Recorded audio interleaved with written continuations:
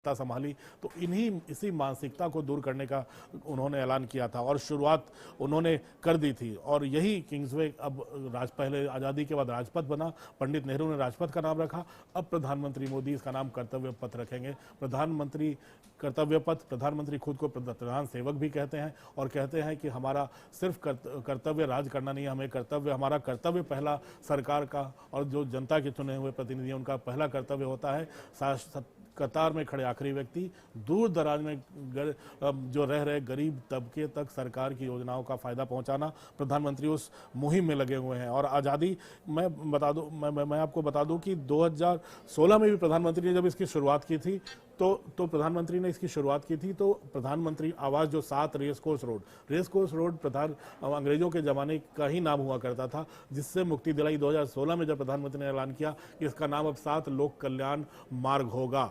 ये बहुत बड़ी उपलब्धि थी कॉलोनियल माइंडसेट से, औपनिवेशिक मानसिकता से मुक्त भारत की तरफ कदम बढ़ाने की। उसके बाद से लगातार मुझे लगता है बदलाव की आंधी चलती रही है और जो सबसे बड़ी बात उसके बाद हुई थी वो 26 जनवरी को जो गणतंत्र दिवस की परेड गणतंत्र दिवस के 3 दिनों के बाद जब बीटिंग द रिट्रीट होता था, वहाँ पर सारी जो आर्मी के बैंड्स होते थे वो बीटिंग द रिट्रीट में अंग्रेजी धुनें बजाया करते थे, जो औपनिवेशिक मानसिकता की बहुत बड़ी पहचान हुआ करती थी। उसको बदला गया 2015 में। इसमें संतूर, तबला और सितार जैसे वाद्य यंत्र इसमें जोड़े गए। उसके बाद 2022 में अबाइड विथ मी एक धुन हुआ करती थी जो अंग्रेजों के ज़माने से चली आ रही थी, उस धुन को बदल के प्रधानमंत्री ने मेरे वतन के लोगों जोड़ा था, जिसे कवि प्रदीप ने लिखा था और लता मंगेशकर ने अपनी आवाज़ दी थी। तो यहाँ इस 2022 के गणतंत्र दिवस के बीटिंग द रिट्रीट से पूरी तरह से औपनिवेशिक जो भी प्रतीक चिन्ह थे, जो भी पहचान थी, उसको ख़त्म कर दिया गया था और उसको आगे बढ़ाते हुए प्रधानमंत्री ने अब सेंट्रल विस्टा, जिसको बनाने में कम से कम 20 महीने से ज़्यादा लग चुका है, उस सेंट्रल विस्टा का प्रधानमंत्री उद्घाटन करेंगे। और इस सेंट्रल विस्टा जो राष्ट्रपति भवन से उतरकर सीधे इंडिया गेट पर जो सड़क जाएगी उसका नाम कर्तव्य पथ होगा। इसके दोनों तरफ पार्क भी हैं और प्रधानमंत्री आज जब इसका उद्घाटन करते हुए इस पे वॉक करेंगे, इस पे टहलते हुए निकलेंगे, तो न सिर्फ उन श्रमजीवियों से उनकी वार्तालाप के साथ वो संवाद करेंगे, चर्चा करेंगे, जिन्होंने इसको बनाने में बहुत बड़ी भूमिका निभाई है। उन्होंने ये भी कह दिया है कि इसके बाद बच्चों का एक बड़ा बच्चों का एक कार्यक्रम भी होगा। बच्चों के साथ संवाद करेंगे, बच्चे वहाँ पर सांस्कृतिक कार्यक्रम भी करेंगे। इसके साथ ही इंडिया गेट के ठीक पीछे प्रधानमंत्री उस छतरी में नेताजी सुभाष चंद्र बोस की प्रतिमा का भी अनावरण करेंगे। प्रधानमंत्री ने हालांकि एक होलोग्राम का उद्घाटन किया था, अनावरण किया था अब से चंद महीनों पहले, लेकिन अब पूरी तरह से वहां पर मूर्ति बनाई जाएगी, बिठाई जाएगी, जिसका प्रधानमंत्री आज अनावरण करेंगे। और प्रधानमंत्री उस जगह पे, जिस जगह पे जॉर्ज पंचम की मूर्ति लगा करती थी, उसी छतरी में अब नेताजी सुभाष चंद्र बोस की मूर्ति लगेगी। और नेताजी सुभाष चंद्र बोस की एक ऐसी मूर्ति जो कि ये याद दिलाएगी कि जिन्होंने ब्रिटिश उपनिवेशवाद के खिलाफ सशस्त्र लड़ाई शुरू की थी, जर्मनी गए थे, वो वहाँ से मित्र सेना के साथ आगे बढ़ते हुए उन्होंने पूर्वोत्तर के राज्यों से, बर्मा के रास्ते से भारत में वो घुसे थे और ब्रिटिश साम्राज्य की चूल्हे हिला दी थी, उनकी नींद उड़ा दी थी और बड़ी मुश्किल से उनको काबू में पाया गया था। और उनको जब मित्र सेना हार गई थी उस चुनाव, उसके बाद ब्रिटिशर्स ने उनको एब्सकॉन्डर भी, युद्ध का भगोड़ा भी घोषित किया था। यानी जिन्हें ब्रिटिश ने युद्ध का भगोड़ा घोषित किया, वो अब उस कॉलोनियल माइंडसेट, ब्रिटेन के प्रतीक चिन्हों की आखिरी निशानी, वहाँ पर वो खुद नेताजी सुभाष चंद्र की मूर्ति होगी। और शायद सुभाष चंद्र बोस ये पूरे देश को आगे बढ़ने का आशीर्वाद भी अब दे रहे होंगे और जहाँ भी उनकी आत्मा होगी वो शायद बहुत खुश भी होगी। और इसके साथ दूसरी चीज़ जो इसके साथ जुड़ी है, नए संसद भवन का निर्माण। इसी संसद भवन में, इसी सेंट्रल असेंबली में भगत सिंह राजगुरु ने धुएं भरे बम फेंके थे और उनको फांसी की सज़ा मिली थी ब्रिटिश साम्राज्य के खिलाफ आंदोलन छेड़ने के लिए, उसके खिलाफ बगावत का बिगुल बजाने के लिए। उसके साथ ही एक नई बिल्डिंग जो आधुनिक भारत का पहचान होगी, उसको बनाने का काम शुरू हो गया है। और प्रधानमंत्री ने ऐलान भी किया था कि दिसंबर में इसका हम लोग अगले इस दिसंबर का जो सत्र होगा 2022 का, वो नए पार्लियामेंट की बिल्डिंग में होगा। जोर शोर से काम चल रहा है। प्रधानमंत्री खुद देर रात जाकर कई बार उसका मुआयना कर चुके हैं और अब तो एक्सपर्ट्स भी बता रहे हैं जो इस काम में लगे हुए हैं कि एक ऐसा सिंबल साबित होगा जो जो जो दुनिया भर में एक मिसाल बनेगा आधुनिक भारत की, और आधुनिक भारत के इंजीनियर्स की, आधुनिक भारत के आर्किटेक्ट्स के काम की सराहना पूरी दुनिया में होगी, जिसको देखने दुनिया भर से पर्यटक भी आएंगे। और एक्सपर्ट्स का ये भी मानना है कि कम से कम 300 साल ये बिल्डिंग सर्वाइव कर सकती है, चाहे वो प्राकृतिक आपदा हो, चाहे कोई और संकट हो, लेकिन ये बिल्डिंग इतनी मजबूती से और इस आर्किटेक्चरल सूझबूझ के साथ बनाई जा रही है जो आने वाले दिनों के लिए एक मिसाल बनेगी। ये भी एक बहुत बड़ी उपलब्धि होने वाली है। और यही सेंट्रल अमर जवान ज्योति, जैसे अमर जवान ज्योति जो भी इंडिया गेट पर देश भर से लोग आते हैं, जो हमें जो श्रोता सुनने को उन्हें भी इंडिया गेट के आसपास का अंदाजा होगा। अमर जवान ज्योति हुआ करती थी, उसको बदलकर ये पहले विश्व युद्ध में मारे गए भारत के सैनिकों की याद में, उन सैनिकों की याद में बना मेमोरियल बना था जो पहले विश्व युद्ध में मारे गए थे। वो अमर जवान ज्योति जो 24 घंटे जला करती थी, उसको नेशनल वॉर मेमोरियल के साथ मिला दिया गया है, मर्ज कर दिया गया है। वो नेशनल वॉर मेमोरियल जो आज़ादी के बाद जितने भी भारत के सैनिक शहीद हुए हों देश के लिए, उनकी याद बना हुआ, और हर शहीद सैनिक का नाम वहाँ दीवार पर लिखा गया है, ताकि जो भी लोग वहाँ दर्शन करने आए, देखने आए, पर्यटक हों, सैलानी हों, जो वीर हों वहाँ पर देखने आए, उन्हें पता चले कि किन सैनिकों ने भारत के लिए यहाँ पर शहादत दी है। यानी फिर से विकसित किए गए सेंट्रल विस्टा, पुनर्विकास किए गए सेंट्रल विस्टा की एक ऐसी कहानी है जो आने वाले दिनों में ऐसी दिशा लेगी जो आधुनिक भारत की बहुत बड़ी पहचान बनेगी। क्योंकि अब राष्ट्रपति भवन के ठीक पीछे जो रायसीना हिल है, उस पर नॉर्थ ब्लॉक और साउथ ब्लॉक हुआ करते थे, जहां वित्त मंत्रालय, जहां रक्षा मंत्रालय, जहां विदेश मंत्रालय और जहां गृह मंत्रालय जैसे 4 बहुत महत्वपूर्ण मंत्रालयों के कार्यालय हुआ करते थे। वो उनके पीछे भी अब राष्ट्रपति भवन के साथ प्रधानमंत्री का आवास भी अब 7 लोक कल्याण मार्ग से उठकर इसी रायसीना हिल पर जाएगा, और ताकि प्रधानमंत्री सीधे अपने घर से निकले और सीधे साउथ ब्लॉक के अपने कार्यालय में आ जाए। उपराष्ट्रपति का वही भवन राष्ट्रपति भवन के एक दूसरी तरफ बनेगा। तो ये कॉलोनियल जो पहचान थी, जो सिंबल्स थे, जो ब्रिटिश साम्राज्य के सिंबल्स थे, जो प्रतीक चिन्ह थे, उनका अब धीरे धीरे खात्मा हो रहा है। और यही प्रधानमंत्री मोदी का प्रण था कि अब जो भारत है वो भारतीयों का होगा और भारतीयों के लिए होगा और भारतीयों के द्वारा ही बना होगा। उस पर पूरी तरह से प्रधानमंत्री ने अमल करना शुरू कर दिया है। और यही है कि अब नॉर्थ ब्लॉक अब पूरी तरह से न्यूटन दिल्ली आधुनिक भारत का पहचान बनने जा रही है। और जहाँ तक अंग्रेजों की मानसिकता से मुक्ति, प्रधानमंत्री का एक और मकसद था अंग्रेजी से भी मुक्ति। अंग्रेजी एक लॉर्ड मैकॉले ने 1832 में अंग्रेजी भाषा भारत पर थोपी थी। अंग्रेजी भाषा इसलिए कि भारत में लाट साहब तैयार किए जा सके। लाट साहब वो जो भारतीयों की मानसिकता पर, वो भारतीय जो अंग्रेजी पढ़ लिया वो भारतीय अफसर बन जाते थे, जो अंग्रेजी नहीं पढ़ पाए, स्थानीय भाषा जानते थे, वो क्लरिकल या फिर उससे नीचे के पोस्ट पर जाते थे। तो जो भारतीय, ये जो भारत को अंग्रेजी और स्थानीय भाषाओं में और हिंदी में जो बांटा था अंग्रेजों ने, उसको दूर करने का प्रयास प्रधानमंत्री मोदी ने किया है। और यही सब बात है कि अब प्रधानमंत्री जब यूनाइटेड नेशंस जाते हैं या दुनिया के किसी भी राष्ट्राध्यक्ष से मिलते हैं तो प्रधानमंत्री हिंदी बोलते हैं, प्रधानमंत्री दूसरी भाषा नहीं बोलते। हालांकि उनकी मातृभाषा गुजराती है, प्रधानमंत्री इंग्लिश भी बोल लेते हैं, लेकिन उन्होंने हिंदी भाषा का इस्तेमाल किया है। तो और दूसरी जो सबसे अहम बात है, प्रधानमंत्री ऐसा नहीं है कि किसी स्थानीय भाषा के विरोधी हैं।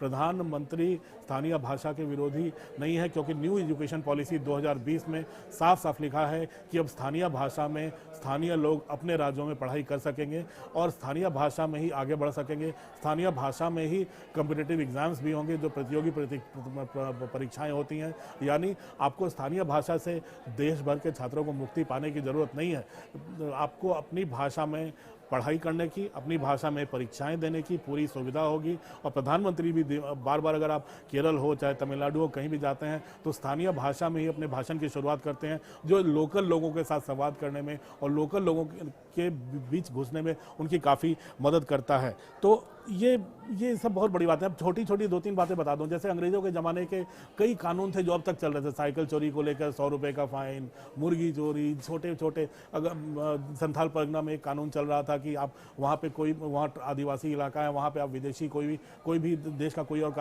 कानून लागू नहीं होगा। इन सब को प्रधानमंत्री मोदी सरकार ने पिछले अपने 8 साल में बदला है और आगे बढ़ रहे हैं। 1500 ऐसे अंग्रेजों के ज़माने के ऑब्सोलीट कानूनों को समाप्त किया गया है। नेवी जो अब तक विक्टोरिया क्रॉस के साथ घूमती थी, उसको उससे मुक्त करके एक नया झंडा प्रधानमंत्री मोदी ने 2 सितंबर को नेवी को सौंपा है।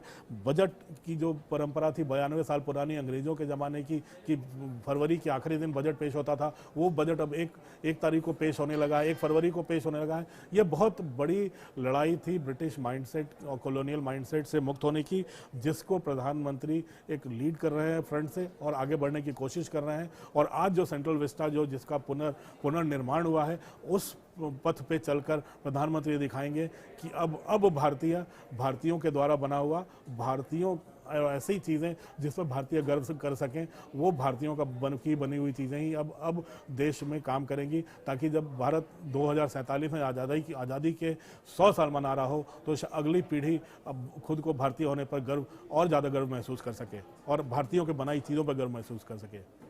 अब तक के लिए इतना ही। कल फिर किसी और मुद्दे के साथ आपके सामने फिर आऊँगा। तब तक के लिए नमस्कार। अरे बोला, महेश शर्मा जी का फोन आ रहा है क्या? जल्दी ला।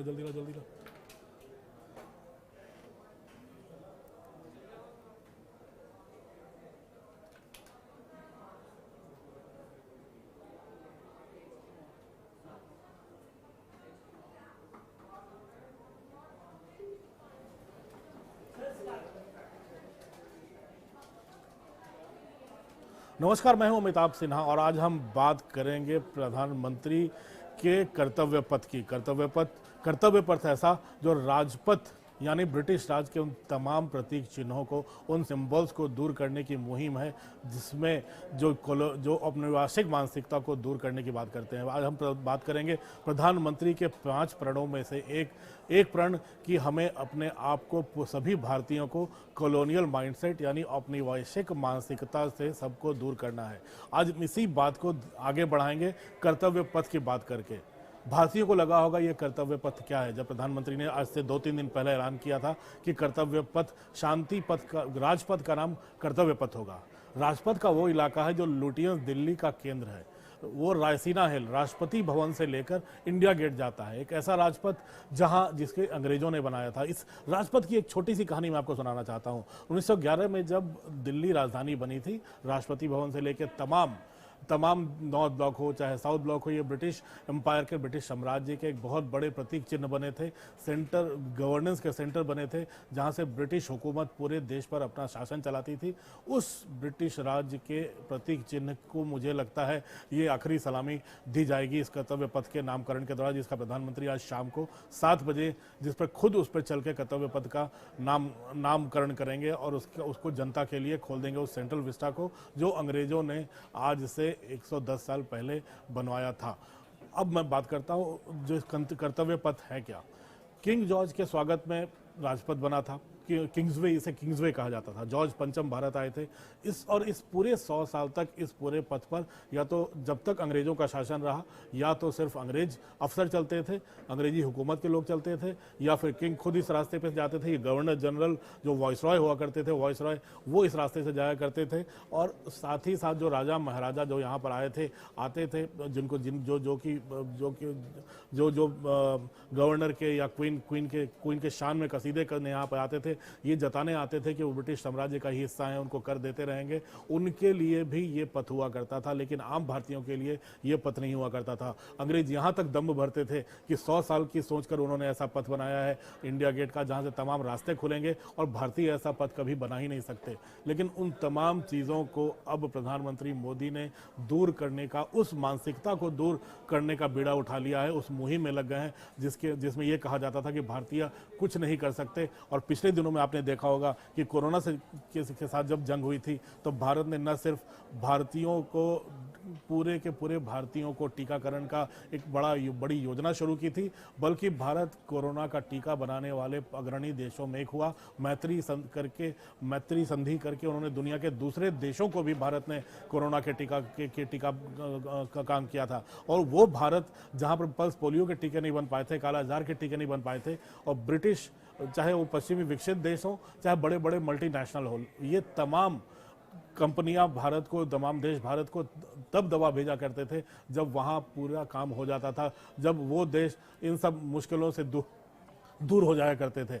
लेकिन अब भारत स्वावलंबी हो गया है, भारत ने अपने लिए खुद दवा बनाना सीख लिया है और अपने बल पर भारत आगे बढ़ना सीख लिया है। और यही भारत नजर आती है प्रधानमंत्री के स्किल इंडिया में, आत्मनिर्भर भारत में, मेक इन इंडिया में। ये बहुत बड़ी उपलब्धि है। और यही बात मैं कह रहा था कि अब प्रधानमंत्री जब 2014 में उन्होंने सत्ता संभाली, तो इसी मानसिकता को दूर करने का उन्होंने ऐलान किया था और शुरुआत उन्होंने कर दी थी। और यही किंग्सवे अब पहले आज़ादी के बाद राजपथ बना, पंडित नेहरू ने राजपथ का नाम रखा, अब प्रधानमंत्री मोदी इसका नाम कर्तव्य पथ रखेंगे। प्रधानमंत्री कर्तव्य पथ, प्रधानमंत्री खुद को प्रधान सेवक भी कहते हैं और कहते हैं कि हमारा सिर्फ कर्तव्य राज करना नहीं है, हमारा कर्तव्य पहला सरकार का और जो जनता के चुने हुए प्रतिनिधि उनका पहला कर्तव्य होता है कतार में खड़े आखिरी व्यक्ति, दूर दराज में जो रह रहे गरीब तबके तक सरकार की योजनाओं का फायदा पहुंचाना।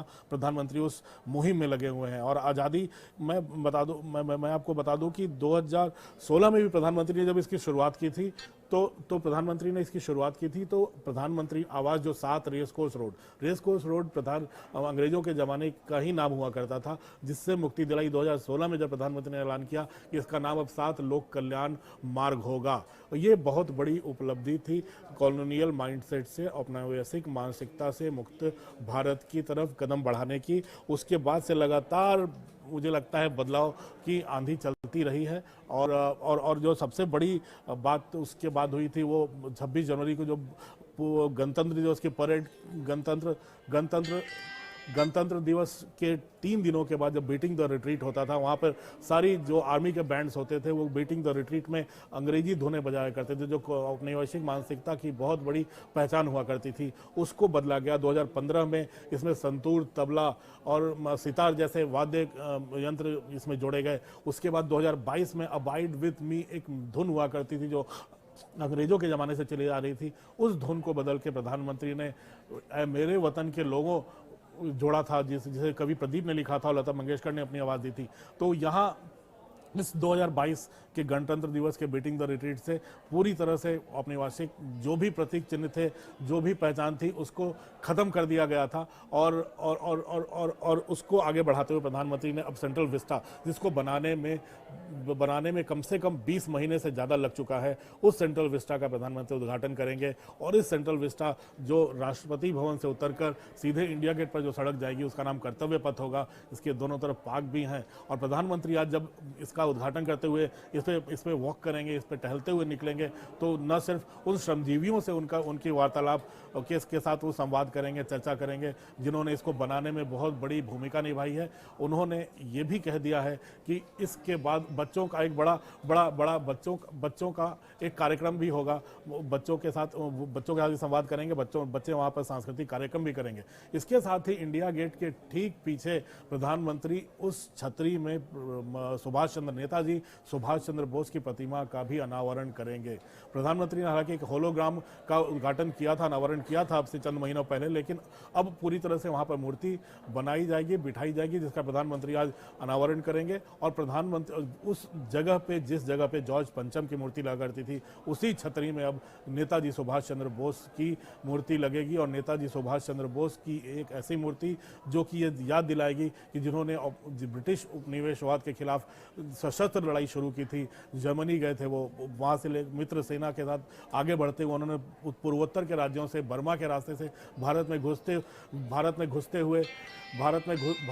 घुसे थे और साम्राज्य की चूल्हे हिला दी थी, उनकी नींद उड़ा दी थी और बड़ी मुश्किल से उनको काबू में पाया गया था। और उनको जब मित्र सेना हार गई थी उस चुनाव, उसके बाद ब्रिटिशर्स ने उनको एब्सकॉन्डर भी, वार का, युद्ध का भगोड़ा भी घोषित किया था। यानी जिन्हें ब्रिटिश ने युद्ध का भगोड़ा घोषित किया वो अब उस कॉलोनियल माइंडसेट, ब्रिटेन के प्रतीक चिन्हों की आखिरी निशानी, वहां पर वो प्रधान खुद नेताजी सुभाष चंद्र की मूर्ति होगी। और शायद सुभाष चंद्र बोस ये पूरे देश को आगे बढ़ने का आशीर्वाद भी अब दे रहे होंगे। और जहां भी उनकी आत्मा होगी वो शायद बहुत खुश भी होगी अब। और इसके साथ दूसरी चीज़ जो इसके साथ जुड़ी है, नए संसद भवन का निर्माण। इसी संसद भवन में, इसी सेंट्रल असेंबली में भगत सिंह राजगुरु ने धुएं भरे बम फेंके थे और उनको फांसी की सजा मिली थी ब्रिटिश साम्राज्य के खिलाफ आंदोलन छेड़ने के लिए, उसके खिलाफ बगावत का बिगुल बजाने के लिए। उसके साथ ही एक नई बिल्डिंग जो आधुनिक भारत का पहचान होगी उसको बनाने का काम शुरू हो गया है। और प्रधानमंत्री ने ऐलान भी किया था कि दिसंबर में इसका हम लोग, अगले इस दिसंबर का जो सत्र होगा 2022 का, वो नए पार्लियामेंट की बिल्डिंग में होगा। जोर शोर से काम चल रहा है। प्रधानमंत्री खुद देर रात जाकर कई बार उसका मुआयना कर चुके हैं। और अब तो एक्सपर्ट्स भी बता रहे हैं जो इस काम में लगे हुए हैं कि एक ऐसा सिंबल साबित होगा जो दुनिया भर में एक मिसाल बनेगा आधुनिक भारत की। और आधुनिक भारत के इंजीनियर्स की, आधुनिक भारत के आर्किटेक्ट्स के काम की सराहना पूरी दुनिया में होगी, जिसको देखने दुनिया भर से पर्यटक भी आएंगे। और एक्सपर्ट्स का ये भी मानना है कि कम से कम 300 साल ये बिल्डिंग सर्वाइव कर सकती है, चाहे वो प्राकृतिक आपदा हो, चाहे कोई और संकट हो। लेकिन ये बिल्डिंग इतनी मजबूती और इस आर्किटेक्चरल सूझबूझ के साथ बनाई जा रही है जो आने वाले दिनों के लिए एक मिसाल बनेगी। ये भी एक बहुत बड़ी उपलब्धि होने वाली है। और यही सेंट्रल अमर जवान ज्योति, अमर जवान ज्योति, जो भी इंडिया गेट पर देश भर से लोग आते हैं, हमें जो श्रोता सुनने को, उन्हें भी इंडिया गेट के आसपास का अंदाजा होगा। अमर जवान ज्योति हुआ करती थी, उसको बदलकर ये पहले विश्व युद्ध में मारे गए भारत के सैनिकों की याद में, उन सैनिकों की याद में मेमोरियल बना था जो पहले विश्व युद्ध में मारे गए थे। वो अमर जवान ज्योति जो 24 घंटे जला करती थी, उसको नेशनल वॉर मेमोरियल के साथ मिला दिया गया है, मर्ज कर दिया गया है। वो नेशनल वॉर मेमोरियल जो आज़ादी के बाद जितने भी भारत के सैनिक शहीद हुए हों देश के लिए, उनकी याद बना हुआ। और हर शहीद सैनिक का नाम वहाँ दीवार पर लिखा गया है, ताकि जो भी लोग वहाँ दर्शन करने आए, देखने आए, पर्यटक हों, सैलानी हों, जो वीर हों वहाँ पर देखने आए, उन्हें पता चले कि किन सैनिकों ने भारत के लिए यहाँ पर शहादत दी है। यानी फिर से विकसित किए गए सेंट्रल विस्टा, पुनर्विकास किए गए सेंट्रल विस्टा की एक ऐसी कहानी है जो आने वाले दिनों में ऐसी दिशा लेगी जो आधुनिक भारत की बहुत बड़ी पहचान बनेगी। क्योंकि अब राष्ट्रपति भवन के ठीक पीछे जो रायसीना हिल है, उस पर नॉर्थ ब्लॉक और साउथ ब्लॉक हुआ करते थे, जहां वित्त मंत्रालय, जहां रक्षा मंत्रालय, जहां विदेश मंत्रालय और जहां गृह मंत्रालय जैसे 4 बहुत महत्वपूर्ण मंत्रालयों के कार्यालय हुआ करते थे। वो उनके पीछे भी अब राष्ट्रपति भवन के साथ प्रधानमंत्री का आवास भी अब 7 लोक कल्याण मार्ग से उठकर इसी रायसीना हिल पर जाएगा। और ताकि प्रधानमंत्री सीधे अपने घर से निकले और सीधे साउथ ब्लॉक के अपने कार्यालय में आ जाए। उपराष्ट्रपति का वही भवन राष्ट्रपति भवन के एक दूसरी तरफ बनेगा।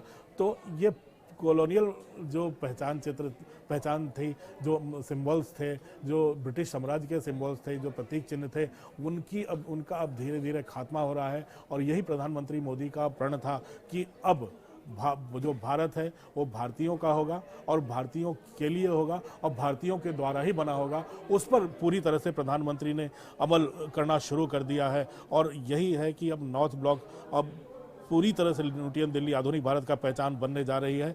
और जहाँ तक अंग्रेजों की मानसिकता से मुक्ति, प्रधानमंत्री का एक और मकसद था अंग्रेजी से भी मुक्ति। अंग्रेजी, एक लॉर्ड मैकॉले ने 1832 में अंग्रेजी भाषा भारत पर थोपी थी।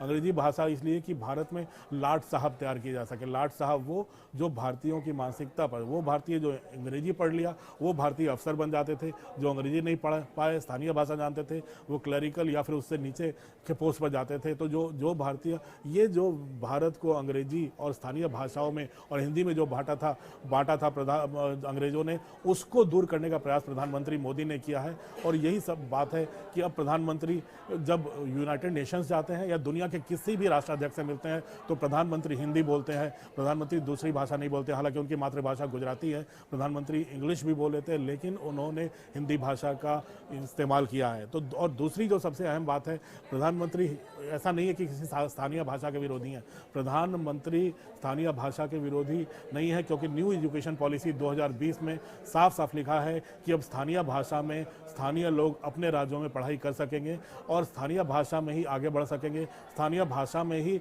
कॉम्पिटिटिव एग्जाम्स भी होंगे, जो प्रतियोगी परीक्षाएं होती हैं। यानी आपको स्थानीय भाषा से देश भर के छात्रों को मुक्ति पाने की ज़रूरत नहीं है।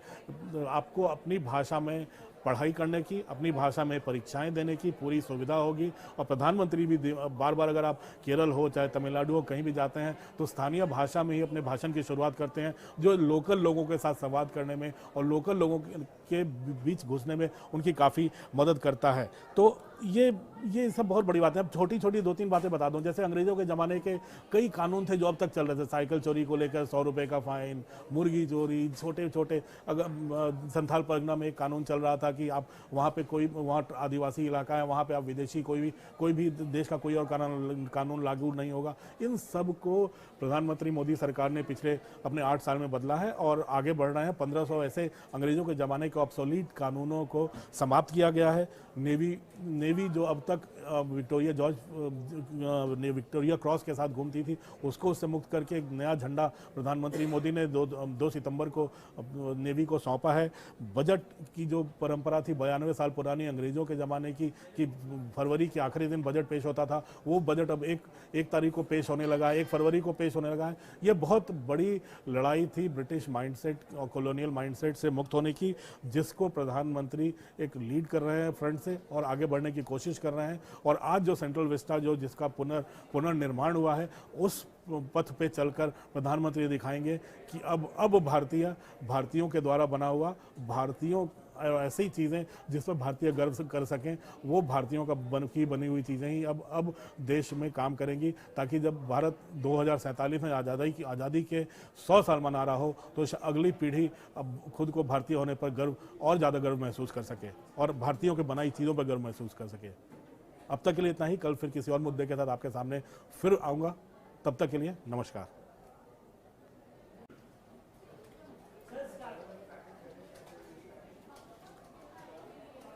नमस्कार, मैं हूं अमिताभ सिन्हा और आज हम बात करेंगे प्रधानमंत्री के कर्तव्य पथ की।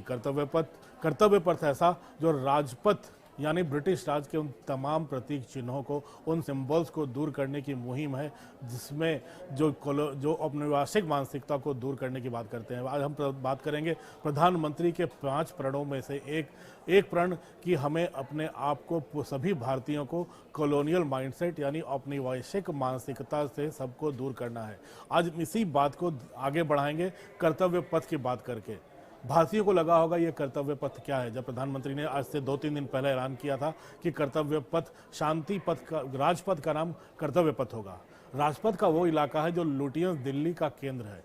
वो रायसीना हिल, राष्ट्रपति भवन से लेकर इंडिया गेट जाता है, एक ऐसा राजपथ जिसके अंग्रेजों ने बनाया था। इस राजपथ की एक छोटी सी कहानी मैं आपको सुनाना चाहता हूँ। 1911 में जब दिल्ली राजधानी बनी थी, राष्ट्रपति भवन से लेकर तमाम नॉर्थ ब्लॉक हो चाहे साउथ ब्लॉक हो, ये ब्रिटिश एम्पायर के, ब्रिटिश साम्राज्य के एक बहुत बड़े प्रतीक चिन्ह बने थे, गवर्नेंस के सेंटर बने थे, जहां से ब्रिटिश हुकूमत पूरे देश पर अपना शासन चलाती थी। उस ब्रिटिश राज्य के प्रतीक चिन्ह को मुझे लगता है ये आखिरी सलामी दी जाएगी इस कर्तव्य पथ के नामकरण के दौरान, जिसका प्रधानमंत्री आज शाम को 7 बजे, जिस पर खुद उस पर चल के कर्तव्य पथ का नामकरण करेंगे और उसको जनता के लिए खोल देंगे, उस सेंट्रल विस्टा को जो अंग्रेजों ने आज से 110 साल पहले बनवाया था। अब मैं बात करता हूँ जो कर्तव्य पथ है क्या। किंग जॉर्ज के स्वागत में राजपथ बना था, किंग्सवे, इसे किंग्सवे कहा जाता था। जॉर्ज पंचम भारत आए थे।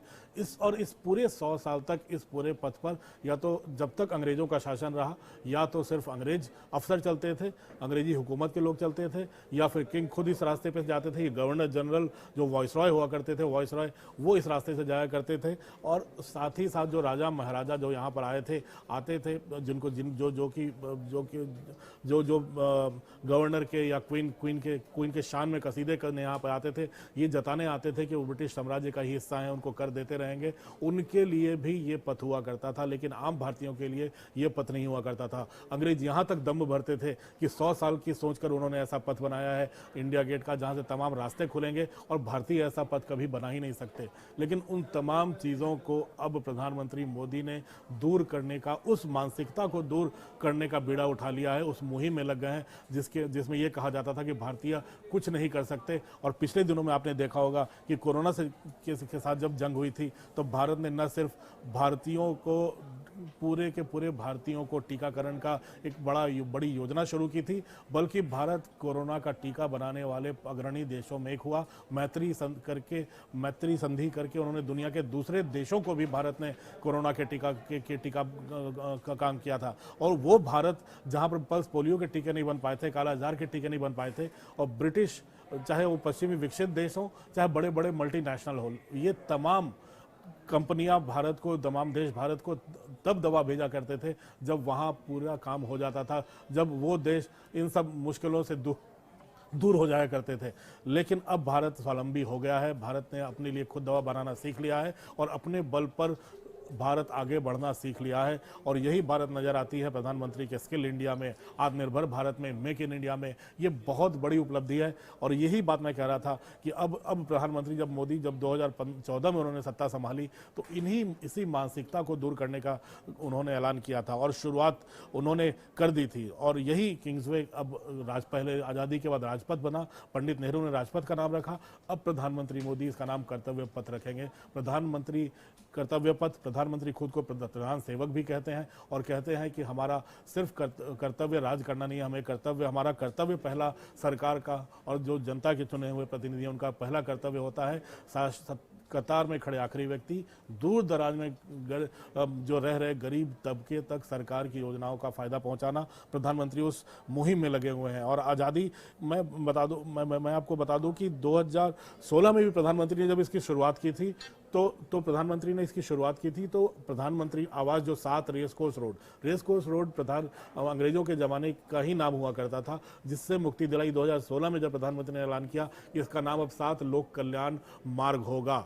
ये बहुत बड़ी उपलब्धि थी कॉलोनियल माइंडसेट से, औपनिवेशिक मानसिकता से मुक्त भारत की तरफ कदम बढ़ाने की। उसके बाद से लगातार मुझे लगता है बदलाव की आंधी चलती रही है। और जो सबसे बड़ी बात उसके बाद हुई थी वो 26 जनवरी को जो गणतंत्र दिवस की परेड,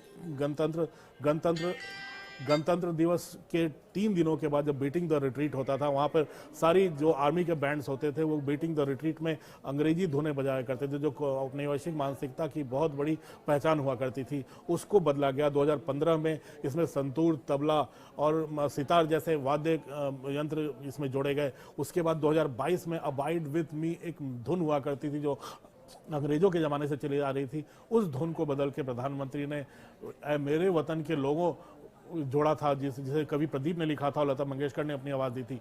तो यहाँ इस 2022 के गणतंत्र दिवस के बीटिंग द रिट्रीट से पूरी तरह से औपनिवेशिक जो भी प्रतीक चिन्ह थे, जो भी पहचान थी, उसको ख़त्म कर दिया गया था। और उसको आगे बढ़ाते हुए प्रधानमंत्री ने अब सेंट्रल विस्टा, जिसको बनाने में कम से कम 20 महीने से ज़्यादा लग चुका है, उस सेंट्रल विस्टा का प्रधानमंत्री उद्घाटन करेंगे। और इस सेंट्रल विस्टा जो राष्ट्रपति भवन से उतरकर सीधे इंडिया गेट पर जो सड़क जाएगी उसका नाम कर्तव्य पथ होगा। इसके दोनों तरफ पार्क भी हैं। और प्रधानमंत्री आज जब इसका उद्घाटन करते हुए इस पे वॉक करेंगे, इस पे टहलते हुए निकलेंगे, तो न सिर्फ उन श्रमजीवियों से उनकी वार्तालाप के साथ वो संवाद करेंगे, चर्चा करेंगे, जिन्होंने इसको बनाने में बहुत बड़ी भूमिका निभाई है। उन्होंने ये भी कह दिया है कि इसके बाद बच्चों का एक बड़ा बच्चों का एक कार्यक्रम भी होगा। बच्चों के साथ संवाद करेंगे, बच्चे वहाँ पर सांस्कृतिक कार्यक्रम भी करेंगे। इसके साथ ही इंडिया गेट के ठीक पीछे प्रधानमंत्री उस छतरी में नेताजी सुभाष चंद्र बोस की प्रतिमा का भी अनावरण करेंगे। प्रधानमंत्री ने हालांकि एक होलोग्राम का उद्घाटन किया था, अनावरण किया था अब से चंद महीनों पहले, लेकिन अब पूरी तरह से वहां पर मूर्ति बनाई जाएगी, बिठाई जाएगी, जिसका प्रधानमंत्री आज अनावरण करेंगे। और प्रधानमंत्री उस जगह पे, जिस जगह पे जॉर्ज पंचम की मूर्ति लगा करती थी, उसी छतरी में अब नेताजी सुभाष चंद्र बोस की मूर्ति लगेगी। और नेताजी सुभाष चंद्र बोस की एक ऐसी मूर्ति जो कि ये याद दिलाएगी कि जिन्होंने ब्रिटिश उपनिवेशवाद के खिलाफ सशस्त्र लड़ाई शुरू की थी, जर्मनी गए थे वो, वहाँ से मित्र सेना के साथ आगे बढ़ते हुए उन्होंने पूर्वोत्तर के राज्यों से, बर्मा के रास्ते से भारत में घुसते हुए भारत में वो घुसे थे और ब्रिटिश साम्राज्य की चूल्हे हिला दी थी, उनकी नींद उड़ा दी थी और बड़ी मुश्किल से उनको काबू में पाया गया था। और उनको जब मित्र सेना हार गई थी उस चुनाव, उसके बाद ब्रिटिशर्स ने उनको एब्सकॉन्डर भी, वार का, युद्ध का भगोड़ा भी घोषित किया था। यानी जिन्हें ब्रिटिश ने युद्ध का भगोड़ा घोषित किया वो अब उस कॉलोनियल माइंडसेट, ब्रिटेन के प्रतीक चिन्हों की आखिरी निशानी, वहाँ पर वो खुद नेताजी सुभाष चंद्र की मूर्ति होगी और शायद सुभाष चंद्र बोस ये पूरे देश को आगे बढ़ने का आशीर्वाद भी अब दे रहे होंगे और जहाँ भी उनकी आत्मा होगी वो शायद बहुत खुश भी होगी अब। और इसके साथ दूसरी चीज़ जो इसके साथ जुड़ी है, अब नए संसद भवन का निर्माण। इसी संसद भवन में, इसी सेंट्रल असेंबली में भगत सिंह राजगुरु ने धुएं भरे बम फेंके थे और उनको फांसी की सजा मिली थी ब्रिटिश साम्राज्य के खिलाफ आंदोलन छेड़ने के लिए, उसके खिलाफ बगावत का बिगुल बजाने के लिए। उसके साथ ही एक नई बिल्डिंग जो आधुनिक भारत का पहचान होगी उसको बनाने का काम शुरू हो गया है और प्रधानमंत्री ने ऐलान भी किया था कि दिसंबर में इसका हम लोग इस दिसंबर का जो सत्र होगा 2022 का, वो नए पार्लियामेंट की बिल्डिंग में होगा। जोर शोर से काम चल रहा है, प्रधानमंत्री खुद देर रात जाकर कई बार उसका मुआयना कर चुके हैं और अब तो एक्सपर्ट्स भी बता रहे हैं जो इस काम में लगे हुए हैं कि एक ऐसा सिंबल साबित होगा जो दुनिया भर में एक मिसाल बनेगा आधुनिक भारत की और आधुनिक भारत के इंजीनियर्स की, आधुनिक भारत के आर्किटेक्ट्स के काम की सराहना पूरी दुनिया में होगी, जिसको देखने दुनिया भर से पर्यटक भी आएंगे। और एक्सपर्ट्स का ये भी मानना है कि कम से कम 300 साल ये बिल्डिंग सर्वाइव कर सकती है, चाहे वो प्राकृतिक आपदा हो, चाहे कोई और संकट हो, लेकिन ये बिल्डिंग इतनी मजबूती से और इस आर्किटेक्चरल सूझबूझ के साथ बनाई जा रही है जो आने वाले दिनों के लिए एक मिसाल बनेगी। ये भी एक बहुत बड़ी उपलब्धि होने वाली है और यही सेंट्रल अमर जवान ज्योति जो भी इंडिया गेट पर देश भर से लोग आते हैं, हमें जो श्रोता सुन रहे हैं उन्हें भी इंडिया गेट के आसपास का अंदाजा होगा। अमर जवान ज्योति हुआ करती थी, उसको बदलकर ये पहले विश्व युद्ध में मारे गए भारत के सैनिकों की याद में, उन सैनिकों की याद में मेमोरियल बना था जो पहले विश्व युद्ध में मारे गए थे। वो अमर जवान ज्योति जो 24 घंटे जला करती थी, उसको नेशनल वॉर मेमोरियल के साथ मिला दिया गया है, मर्ज कर दिया गया है। वो नेशनल वॉर मेमोरियल जो आज़ादी के बाद जितने भी भारत के सैनिक शहीद हुए हों देश के लिए, उनकी याद बना हुआ और हर शहीद सैनिक का नाम वहाँ दीवार पर लिखा गया है, ताकि जो भी लोग वहाँ दर्शन करने आए, देखने आए, पर्यटक हों, सैलानी हों, जो वीर हों वहाँ पर देखने आए, उन्हें पता चले कि किन सैनिकों ने भारत के लिए यहाँ पर शहादत दी है। यानी फिर से विकसित किए गए पुनर्विकास किए गए सेंट्रल विस्टा की एक ऐसी कहानी है जो आने वाले दिनों में ऐसी दिशा लेगी जो आधुनिक भारत की बहुत बड़ी पहचान बनेगी। क्योंकि अब राष्ट्रपति भवन के ठीक पीछे जो रायसीना हिल है, उस पर नॉर्थ ब्लॉक और साउथ ब्लॉक हुआ करते थे, जहां वित्त मंत्रालय, जहां रक्षा मंत्रालय, जहां विदेश मंत्रालय और जहां गृह मंत्रालय जैसे 4 बहुत महत्वपूर्ण मंत्रालयों के कार्यालय हुआ करते थे। वो उनके पीछे भी अब राष्ट्रपति भवन के साथ प्रधानमंत्री का आवास भी अब 7 लोक कल्याण मार्ग से उठकर इसी रायसीना हिल पर जाएगा, और ताकि प्रधानमंत्री सीधे अपने घर से निकले और सीधे साउथ ब्लॉक के अपने कार्यालय में आ जाए। उपराष्ट्रपति का वही भवन राष्ट्रपति भवन के एक दूसरी तरफ बनेगा। तो ये कॉलोनियल जो पहचान थी, जो सिंबल्स थे, जो ब्रिटिश साम्राज्य के सिंबल्स थे, जो प्रतीक चिन्ह थे, उनका अब धीरे धीरे खात्मा हो रहा है। और यही प्रधानमंत्री मोदी का प्रण था कि अब जो भारत है वो भारतीयों का होगा और भारतीयों के लिए होगा और भारतीयों के द्वारा ही बना होगा। उस पर पूरी तरह से प्रधानमंत्री ने अमल करना शुरू कर दिया है और यही है कि अब नॉर्थ ब्लॉक अब पूरी तरह से न्यूटन दिल्ली आधुनिक भारत का पहचान बनने जा रही है। और जहाँ तक अंग्रेजों की मानसिकता से मुक्ति, प्रधानमंत्री का एक और मकसद था, अंग्रेजी से भी मुक्ति। अंग्रेजी एक लॉर्ड मैकॉले ने 1832 में अंग्रेजी भाषा भारत पर थोपी थी। अंग्रेजी भाषा इसलिए कि भारत में लाट साहब तैयार किए जा सके। लाट साहब वो जो भारतीयों की मानसिकता पर, वो भारतीय जो अंग्रेजी पढ़ लिया वो भारतीय अफसर बन जाते थे, जो अंग्रेजी नहीं पढ़ पाए, स्थानीय भाषा जानते थे, वो क्लरिकल या फिर उससे नीचे के पोस्ट पर जाते थे। तो जो भारतीय, ये जो भारत को अंग्रेजी और स्थानीय भाषाओं में और हिंदी में जो बांटा था अंग्रेजों ने, उसको दूर करने का प्रयास प्रधानमंत्री मोदी ने किया है।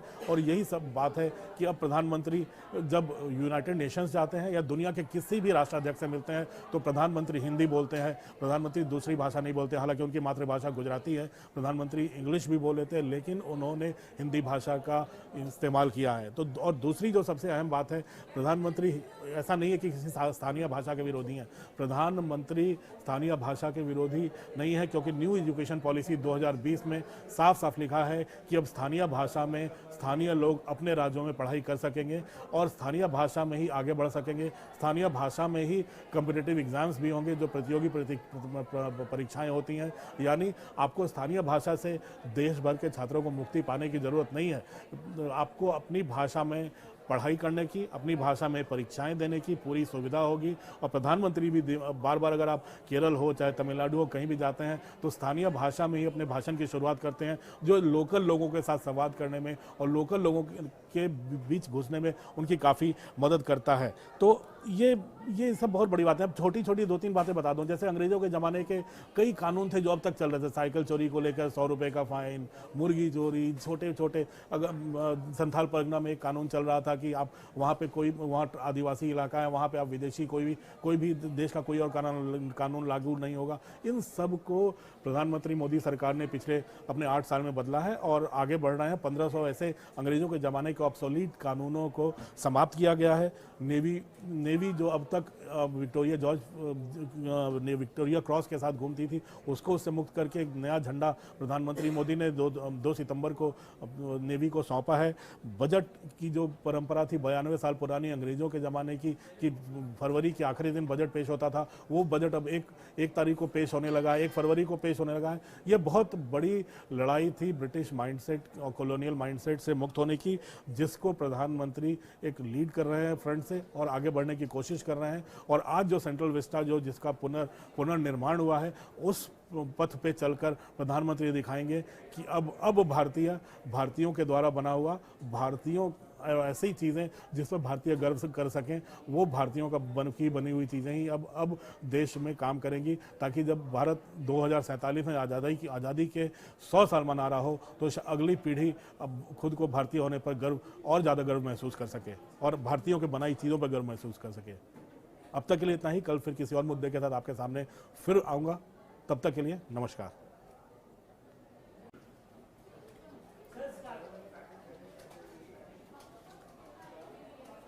नमस्कार, मैं हूं अमिताभ सिन्हा और आज हम बात करेंगे प्रधानमंत्री के कर्तव्य पथ की। कर्तव्य पथ ऐसा जो राजपथ यानी ब्रिटिश राज के उन तमाम प्रतीक चिन्हों को, उन सिंबल्स को दूर करने की मुहिम है, जिसमें जो औपनिवेशिक मानसिकता को दूर करने की बात करते हैं। आज हम बात करेंगे प्रधानमंत्री के 5 प्रणों में से एक प्रण कि हमें अपने आप को, सभी भारतीयों को कॉलोनियल माइंडसेट यानी औपनिवेशिक मानसिकता से सबको दूर करना है। आज इसी बात को आगे बढ़ाएंगे कर्तव्य पथ की बात करके। भारतीयों को लगा होगा ये कर्तव्य पथ क्या है, जब प्रधानमंत्री ने आज से 2-3 दिन पहले ऐलान किया था कि कर्तव्य पथ, शांति पथ का, राजपथ का नाम कर्तव्य पथ होगा। राजपथ का वो इलाका है जो लुटियंस दिल्ली का केंद्र है। वो रायसीना हिल, राष्ट्रपति भवन से लेकर इंडिया गेट जाता है, एक ऐसा राजपथ जिसके अंग्रेजों ने बनाया था। इस राजपथ की एक छोटी सी कहानी मैं आपको सुनाना चाहता हूँ। 1911 में जब दिल्ली राजधानी बनी थी, राष्ट्रपति भवन से लेकर तमाम नॉर्थ ब्लॉक हो चाहे साउथ ब्लॉक हो, ये ब्रिटिश एम्पायर के, ब्रिटिश साम्राज्य के एक बहुत बड़े प्रतीक चिन्ह बने थे, सेंटर गवर्नेंस के सेंटर बने थे, जहां से ब्रिटिश हुकूमत पूरे देश पर अपना शासन चलाती थी। उस ब्रिटिश राज्य के प्रतीक चिन्ह को मुझे लगता है ये आखिरी सलामी दी जाएगी इस कर्तव्य पथ के नामकरण के दौरान, जिसका प्रधानमंत्री आज शाम को 7 बजे, जिस पर खुद उस पर चल के कर्तव्य पथ का नामकरण करेंगे और उसको जनता के लिए खोल देंगे, उस सेंट्रल विस्टा को जो अंग्रेजों ने आज से 110 साल पहले बनवाया था। अब मैं बात करता हूं जो कर्तव्य पथ है क्या। किंग जॉर्ज के स्वागत में राजपथ बना था, किंग्सवे, इसे किंग्सवे कहा जाता था। जॉर्ज पंचम